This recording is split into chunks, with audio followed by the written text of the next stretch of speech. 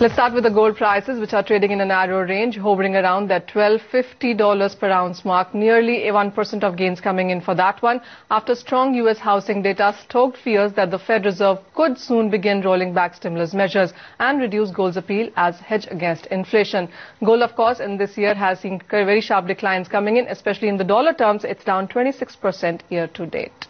The crude prices then are holding near $100 a barrel. $111 a barrel, as ongoing unrest in Libya has stoked supply fears, just as winter demand for oil is about to rise. On your screens, nearly 0.5% of a gain coming in for the prices right now. Let's also get in then Vijay Bambani, who's author and CEO BSPLindia.com. Also joining us is Deepen Shah, who's business head broking Staven.com, and they join us for their expert comments on all of these commodities.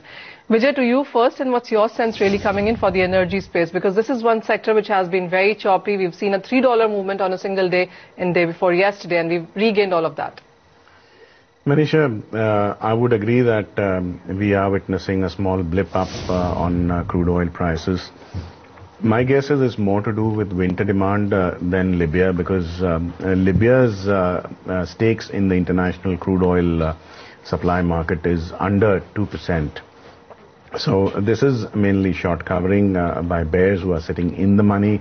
They're locking in their profits. And I would maintain my view that at higher levels, probably 5,900 or 5,920 odd levels, you will see renewed amount of selling emerging at higher levels. Vijay, also, how would you look at the natural gas prices? Because that is one area which has been choppy as well, has seen buying on the lower sides there, with the crude prices going up as well. Do you think there's a buying opportunity there? I would actually be inclined to seek short selling opportunities at higher levels once prices approach the 245 odd levels. I would want to short with a stop loss at 250, 252 levels. My guess is the probability of prices hitting the 234 to 236 band is a little higher than the prices breaking past the 245 levels. Deepen, what's your sense also coming in for the energy sector? Because this week has been choppy. We've been talking about Iran, higher crude inventories. It also has to do with the OPEC meeting in Geneva in the next week. How are you reading into all these fundamentals? Basically, on the aggressive selling side for crude, as we mentioned that we had seen a good move in terms of MCX prices also on the first day of the week, that was on Monday. And after that, we are seeing a bounce back that is precisely technical in nature. And again, we are expecting some supply, specifically short selling, coming in at around 5,950 MCX levels. 6,000 again would act as a very stiff resistance also, and would be a huge psychological level which the bulls will fail. It seems that would fail to surpass on the higher side. So we could safely assume that 6,000 would be a good stop loss by which even positional short trading can be initiated. The gold and silver prices in the meanwhile have been very choppy. We haven't seen 1230 break on the lower side, but having said that, on the higher sides as well, the markets have not been able to take a very aggressive stand. Vijay, how would you look at the gold and silver prices, especially gold, where we are back at 30,000 rupees in the Indian markets? Manisha, this again is a technical bounce. I think bullishness can be called for only after prices surpass the 30,750 odd levels. That's a good 500 rupees higher from here. I don't see that happening in a hurry, barring any fresh data points emanating to support any long positions in gold. Ditto with silver. I think a breach of the 44,000 level seems a little more likely than the white metal going past the 46,000 level. So here again, I think lower prices may be in the offing in the coming few trading sessions. Deepen, how would you look at the silver prices? While we have been able to manage above 44,000, what kind of a range would you work with? Silver has been specifically trading in the range for the last 15 days, and it's been a little bit of a more disappointing as I would put across, because 45,500, 46,000 has been on the higher end of the range, and a lot of selling is attracted at those levels, and 43,000 again acts as a very good support, but there is no clear trend at which traders could initiate fresh trades. Thus again, if some aggressive traders would want to trade, then they could short sell silver at around 44,000, 45,200 levels with a 6 stop loss of 46, and we could again expect to see the lower end of the band, that is around 43,200, 43,000 levels. Let's take a look at the base metal space as well. And while the data in the recent days has been quite mixed from China and US as well, it's going to be the US durable goods number in the evening today that would give you further direction. In the meanwhile, while we are back above $7,000 per ton, Vijay, do you see further gains coming in for the copper prices? I don't think so, Manisha. If at all there is a gain, it could be limited to the extent of 448 odd rupees, give or take a rupee here and there for psychological or emotional turbulence. I think as it approaches the 450 mark, there will be the constraint of overhead supply coming in and limiting the gains. On the flip side, should you see prices sink below the 436 levels, clearly the bulls will be at the receiving end. They'll be on the ropes and on the defensive. How would you look at the lead and zinc prices, Vijay? Because that is a couple of places where we've seen this year see positive gains coming in on. The year, of course, doesn't seem to be ending the same way though. But going forward, how would you look at these two?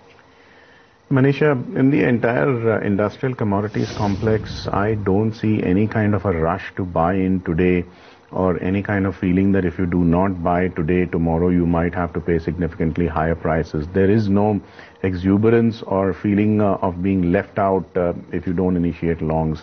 Unless that scurry for buying occurs, I don't see how upthrusts will sustain themselves, even if they do occur, which would primarily be because of short covering rather than anything else. Sure enough, as we head towards the November month expiry, because of expiry considerations, you might see a little bit of bullishness, but that tends to peter out once the expiry and rollover process is complete. Nipin, what's your sense for the sector coming in on now? Negative for 2013. Going forward, how would you want to hold your positions? Again, ditto, because specifically for base metals, we could say that the prices have been more scratchy rather than any direction we could see across. And I would actually want to stick my neck out and say that we could see some prices heading southwards rather than northwards. We could see 120 sub-levels in lead, we could see 105.4 levels in aluminium. Zinc could also ditto go towards the southwards at 110 levels. So it seems that there is some southwards movement, that is the downside movement left in almost all the base metal commodities. So again, there should not be any rush to buy as of now for the base metal prices. Let's talk about the agro commodities now, and a bleak picture in the agro space. The guar seed futures are trading down by nearly 2%. You have turmeric and jeera in the spices space also trading marginally in the red there. The edible oil space seems to be the odd one out with slight gains coming in for this one. But remember, this space really tends to follow the international markets and of course the movements coming in for the currency as well. But it really continues to be sugar which really catches your eye. The UP government is in no mood to relent on the sugar mill crisis. Let's talk about the other commodities as well. And there has been a sharp decline that you have seen coming in for the guar futures there. Vijay, to you on that, how would you look at the prices? Because this is one space that is only seen south in last many sessions now. Manisha, there is a tendency of deleveraging in this sector. I think the previous year's movements that you have seen are pure history in nature. I think those kind of erratic movements are a thing of the past. And traders are basically playing it very, very cautiously. I would not be surprised to see if guar seeds and guar gum were to basically stay below the psychological levels that one is seeing on a round figure of 5,000 and 14,000 respectively. I would expect continued pressure and prices to basically reel under the selling in the coming few trading sessions as well. I would not want to buy any one of these counters.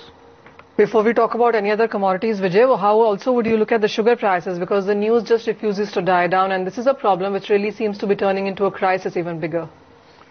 Manisha, crisis is the right word that you use. It's very apt. And I would maintain my view that come the first quarter of calendar year 2014, typically mid or end March 2014, and prices that you are seeing at the present levels will be a memory. There is no other way out but prices to go up in the future. My guess is 3,075 to 3,100 level that I've been talking about in the financial futures market will come. And there's very high probability of that happening. On the downside, I don't see a decline below 2,725 levels in the coming 1 or 2 months itself. Well, while today has been a marginal gain coming in there, as Vijay is pointing out, perhaps the only way for this space is on the higher side.